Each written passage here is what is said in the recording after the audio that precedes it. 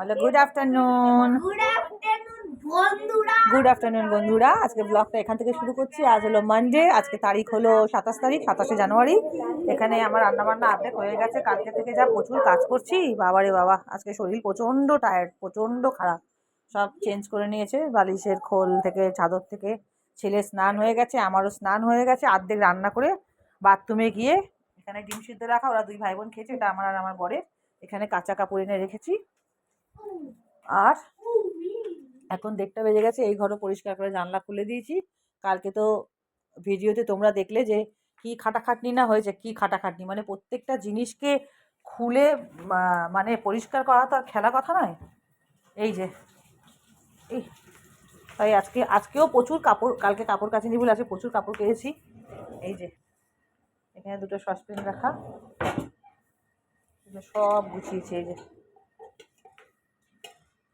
সব পরিষ্কার করেছি ঝকঝকে করে।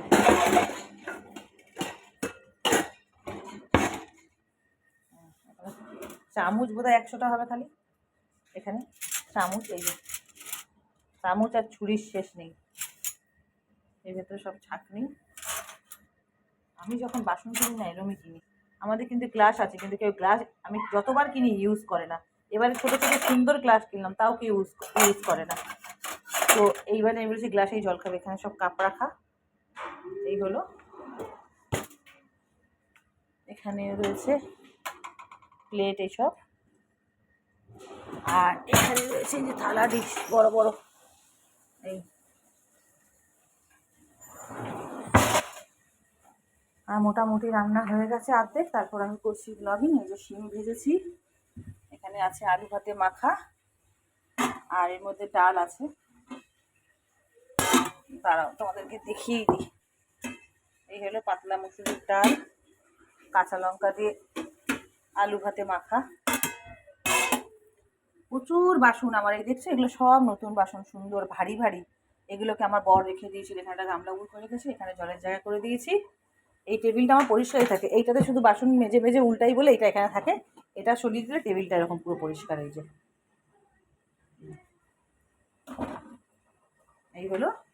আর শিম ভাজা করেছি, আর করবো ঢেঁড়স আলু ভাজা। তেল, এই ঢেঁড়স আলু ভাজা।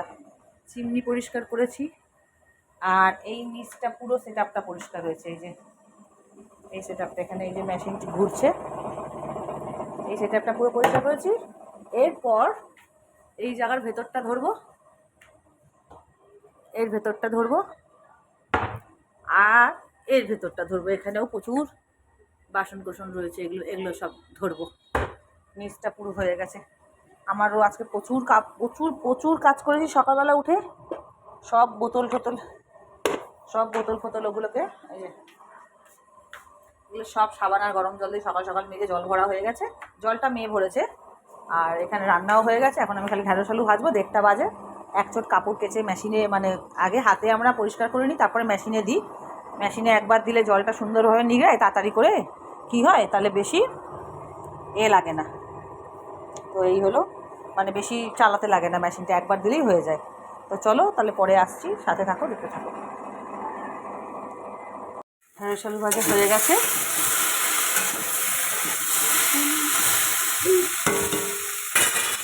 তো ওই সব নতুন নতুন বাসনগুলো এবারে সব মেজেছি, মেজে সব নতুন নতুন বাসন সব তুলে রেখেছিলো। কিছুতেই এরা বার করে দেয় না, আমাকে ইউজ করতে দেয় না। এত বাসন বার করো না, এত বাসন বার করো না। আমার শখের জিনিস, আমি বাসন বলে নয়, আমি সংসারের যে কোনো জিনিস কিনতে আর সাজাতে খুব ভালোবাসি, খুব, মানে আমার একটা নেশা, যে কোনো জিনিসটাকে পরিপূর্ণভাবে রাখা। হয়ে গেছে ঢেঁড়স ভাজা। এই দেখো কাজ করেছি, আর এইখান থেকে পুরো পরিষ্কার করেছি, কাজ করেছি, পরিষ্কার করেছি। অলরেডি রান্না করি আর মুছতে থাকি। এই দেখো হয়ে গেছে। ঢেঁড়সটা রেখে দিই।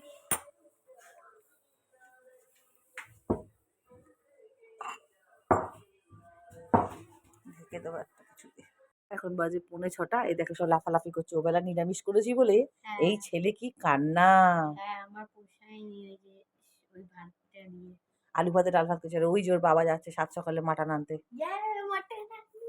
মাটন আনতে যাচ্ছে। রাত্রিবেলা মাটন করবো। যাও যাও। আর একজন লাফাচ্ছে, মাটন খেয়ে খেয়ে মাটন হয়ে যাচ্ছে গা।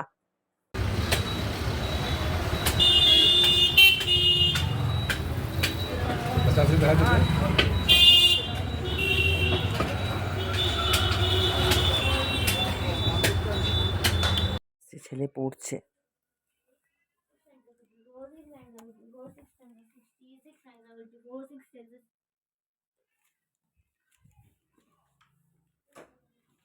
মাটন নিয়ে চলে এসেছি যাতে কালকেও হয়ে যায়, এতটা তো একদিনে লাগবে না।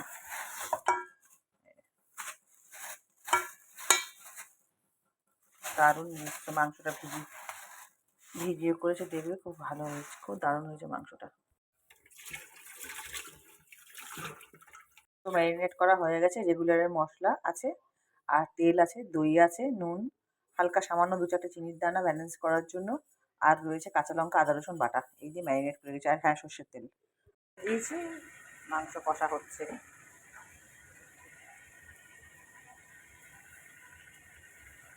এই হলো আমার মাংসের ঝোল রেডি। খুব কষা কষা গ্রেভি করিনি, একটু ঝোল করেছি, কারণ একটু হালকা হালকা শীত শীত ছিল। আর একটু গরম গরম মাংসের ঝাল ঝাল করে একটু খাসির মাংসের ঝোল দিয়ে ভাত ভালোই লাগে। এই সবে নামালাম, এখনো ধোয়া উঠছে। চলো তাহলে, গুড নাইট, টাটা। এখানেই আজকে শেষ করলাম ব্লগটা, কালকে আবার দেখা হবে নতুন ব্লগের সাথে। সবাই ভালো থেকো, সুস্থ থেকো।